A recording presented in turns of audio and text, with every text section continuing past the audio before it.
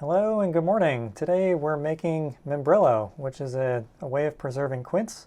It's a boiled down paste. Here I am just showing what the cubed up chunks of quince look like, and this is what it looks like as a whole fruit.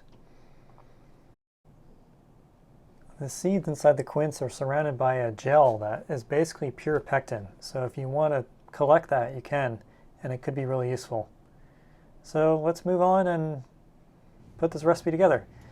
So this recipe contains an enormous amount of sugar, about 750 grams for every kilogram, or in US terms, it's more like 75% of the weight of the fruit is sugar.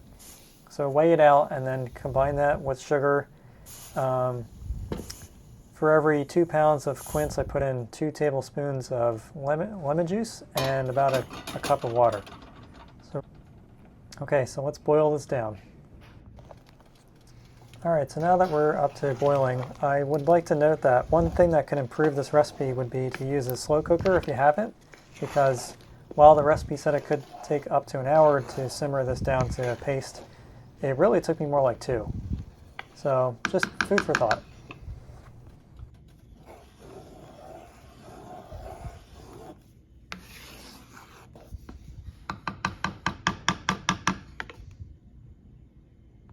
So why does this recipe call for so much sugar? It's like 75% sugar by weight.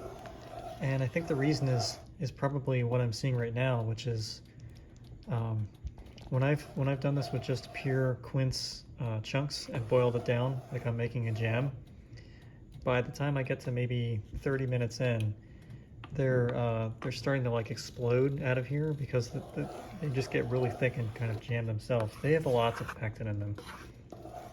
I suspect that the sugar here is twofold. It helps them cook down, it helps them firm, but it helps them firm in a way that doesn't cause them to kind of like explode. And so the recipe calls for boiling this down until we get to a temperature of 225. And I'm going to use a little temperature probe to see if I can, like a candy thermometer, to get that. And they also said in the recipe that the quince chunk should be like a dark, like a deep ruby color. So they're not quite there yet. I've still got about roughly 20 or 30 minutes to go for the simmering. So I'll check back in a little bit. All right, we're getting closer. Some of them are starting to turn color and look a bit melted, but some of them aren't. So I'm gonna let these keep going. This has been going about an hour at this point, so the instructions on and the recipe were pretty good. But it's getting to the point where it's starting to kind of like, the bubbles are stacking on top of each other and wanting to explode. I also put a thermometer in here and it's at 200, so needs a little bit further. All right, we're getting close. This looks like it's about a 210 now. The recipe says it should be a 220. And it looks pretty thick. Okay, so at this point it's getting really thick, and I decided to get a chilled plate out of the freezer and test it. So I put some on the plate and I'm kind of poking it out a little bit, and it looks pretty darn thick, like it's gel. So I'm thinking we're done.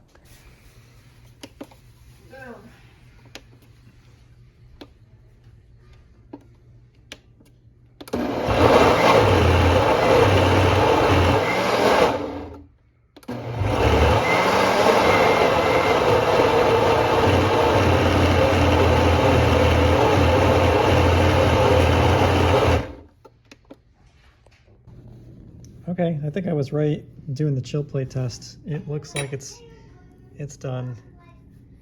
It's super thick. This is what it looks like when it came out of the blender.